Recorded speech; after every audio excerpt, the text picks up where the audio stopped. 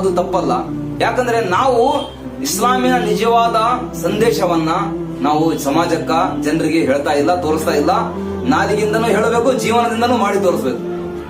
ಅದಕ್ಕೆ ಈ ರಂಜಾನ್ ತಿಂಗಳ ಐತಲ್ರಿ, ಅಲ್ಲಾಹನ ಅತಿ ದೊಡ್ಡ ಕೊಡುಗೆ ಇದೆ ನಮ್ಮೆಲ್ಲರಿಗೆ, ಮುಸಲ್ಮಾನರಿಗೆ.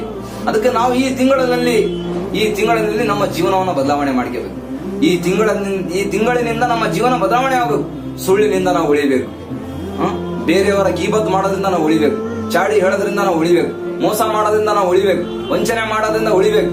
ನೋಡ್ರಿ, ಒಬ್ಬ ರೋಜಾ ಇಡ್ತಕ್ಕಂತ ಮನುಷ್ಯ ಉಪವಾಸ ಅದನಲ್ರಿ, ಅವನು ಕಾಡಿನಾಗ ಹೋಗ್ಲಿ, ಅವನು 4 ಕಡೆ ಬಂದೈತಿ ಎಲ್ಲ ರೂಮ್, ಯಾರು ಇಲ್ಲ, ಒಳಗಡೆ ಎಲ್ಲ ಬಿರಿಯಾನಿ ಐತೆ, ಹಣ್ಣುಗಳದವ, ಶರ್ಬತ್ ಐತೆ, ಮಧ್ಯಾಹ್ನ ಉರಿ ಬಿಸಿಲು, ಎಲ್ಲ 4 ಕಡೆ ಬಂದೈತಿ ರೂಮ್. ಅವನೊಬ್ಬನೇ ಅದಾನ ರೂಮ್ ಒಳಗ ಎಲ್ಲ ಅದಾವ, ಹಣ್ಣು ಹಂಪಲುಗಳು, ಖಜೂರಗಳದಾವ, ಶರ್ಬತ್ ಐತೆ, ಎಲ್ಲ ಅದಾವ. ಆದ್ರೆ ಒಂದು ಕಾಳು ಸಹಿತ ಅವನು ತಿನ್ನಂಗಿಲ್ಲ, ಒಂದು ತುತ್ತು ಅನ್ನ ಸಹಿತ ಇಟ್ಕೊಳಂಗಿಲ್ಲ. ಎದಕ್ಕೆ ಇಟ್ಕೊಳಂಗಿಲ್ರಿ? ಅವನು ಹೇಳ್ತಾನ ಎಂತೇಳಿ, ನಾನು ರೋಜಾ ಇದ್ದೀನಿ, ಅಲ್ಲಾಹನ ಆಜ್ಞೆಯನ್ನ ಪೂರ್ತಿ ಮಾಡ್ತಾ ಇದ್ದೀನಿ. ನಾನು ಒಂದು ರೂಮ್ ಒಳಗಿದ್ರು ಸಹಿತ, ಕಾಡಿನೊಳಗಿದ್ರು ಸಹಿತ, ಸಮುದ್ರದ ಒಳಗಿದ್ರು ಸಹಿತ, ಆಕಾಶದ ಮೇಲಿದ್ರು ಸಹಿತ ಅಲ್ಲಾಹನನ್ನು ನೋಡ್ತಾ ಇದ್ದಾನೆ. ಇದು ರಂಜಾನ್ ತಿಂಗಳಿಂದ ಅಲ್ಲಾಹನ ಒಂದು ಧ್ಯಾನ ಬರ್ತದ ಮನುಷ್ಯನಿಗೆ. ಎಲ್ಲಾ ಕಡೆ ನನ್ನನ್ನು ಅಲ್ಲಾಹನ ನೋಡ್ತಾ ಇದ್ದಾನೆ. ಈ ಧ್ಯಾನ ಬಂದ್ಬಿಟ್ರೆ ಮನುಷ್ಯ ಸುಳ್ಳಿನಿಂದ ಉಳಿತಾನ, ಮೋಸದಿಂದ, ವಂಚನೆಯಿಂದ, ಕುಡಿತದಿಂದ, ತಂದೆ ತಾಯಿ ಮನಸ್ಸನ್ನು ನೋಯಿಸೋದ್ರಿಂದ, ಬೇರೆಯವರಿಗೆ ಅಕ್ಕಪಕ್ಕದ ನೆರೆಹೊರೆಯವರಿಗೆ ಕಷ್ಟ ಪಡೋದ್ರಿಂದ, ಈ ಎಲ್ಲಾ ಕೆಟ್ಟ ಕೆಲಸ ಉಳಿದು ಬಿಡ್ತಾನ.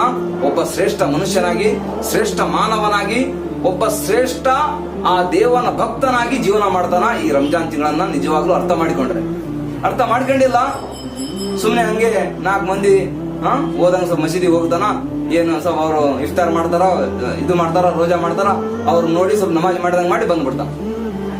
ಅದಕ್ಕೆ ಹಿರಿಯರೇ, ನಾವು ಅಂತ ಒಂದು ಕನಿಷ್ಠ ವ್ಯಕ್ತಿಗಳಾಗಬಾರದು.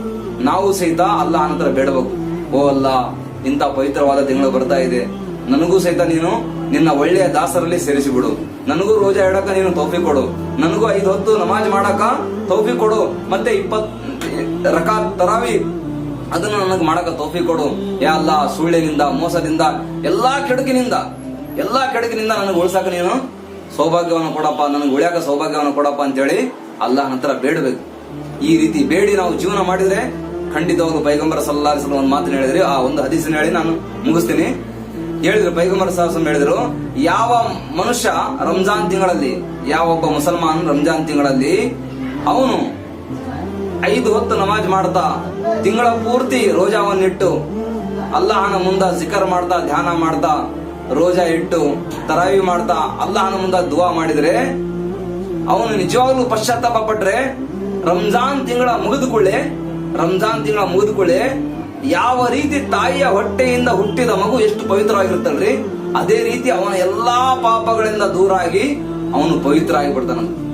ಅದಕ್ಕೆ ಹಿರಿಯರೇ, ಅಣ್ಣ ತಮ್ಮಂದ್ರೆ, ಈ ಮಾತು ಮಾಮೂಲಿ ಮಾತಲ್ಲ, ಈ ಹದೀಸು ಬಹಳ ದೊಡ್ಡ ಇದರಲ್ಲಿ ತಾತ್ಪರ್ಯ ಐತೆ ನಮಗೆ.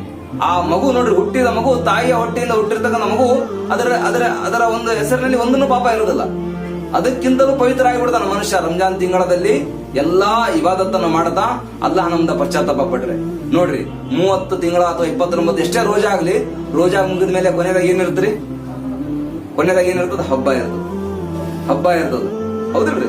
ಯಾಕಂದ್ರೆ 30 ದಿವಸ ನೀವು ಕಷ್ಟಪಟ್ಟಿರಿ, ಅಲ್ಲಾಹನ ಸಲುವಾಗಿ ರೋಜಾ ಇಟ್ಟಿರಿ, ಸುಳ್ಳಿನಿಂದ ಉಳಿದಿರಿ, ಎಲ್ಲಾ ಕೆಡಕಿನಿಂದ ಉಳಿದಿರಿ, ಒಳ್ಳೆ ಕೆಲಸ ಮಾಡಿರಿ, ಕುರಾನ್ ಓದಿರಿ, ತಂದೆ ತಾಯಿ ಸೇವೆ ಮಾಡಿರಿ, ಬಡವರಿಗೆ ದಾನ ಮಾಡಿರಿ, ಎಲ್ಲಾ ಒಳ್ಳೆ ಕೆಲಸ ಮಾಡಿದ್ಮೇಲೆ ನಿಮಗೆ ಕೊನೆಯದಾಗಿ ಏನಿದ್ರಿ? ಹಬ್ಬ ಐತೆ. ಅದಕ್ಕೆ ಹಿರಿಯರೇ, ಈ ರಂಜಾನ್ ತಿಂಗಳ ಇನ್ನೊಂದು ದೊಡ್ಡ ಪಾಠ ಕೊಡುತ್ತ ಏನಪ್ಪ ಅಂತಂದ್ರೆ, ಬರೀ ನಾವು ರಂಜಾನ್ ತಿಂಗಳಲ್ಲಿ ಅಷ್ಟೇ ಒಳ್ಳೆಯವರಾಗೋದಲ್ಲ. ಯಾವ ರೀತಿ ನೀವು ರಂಜಾನ್ ತಿಂಗಳಲ್ಲಿ 29 ದಿವಸ ಅಥವಾ 30 ದಿವಸ ಒಳ್ಳೆತನದಿಂದ, ಉಪವಾಸದಿಂದ, ರೋಜಾದಿಂದ, ತರಾವಿಯಿಂದ, ಜಕಾತ್ ಫಿತ್ರ ಕೊಡೋದ್ರಿಂದ, ಬಡವರಿಗೆ ಜಕಾತ್ ಸದ್ಕ ಕೊಡೋದ್ರಿಂದ ನೀವು ಒಳ್ಳೆಯವರಾಗಿದ್ರು.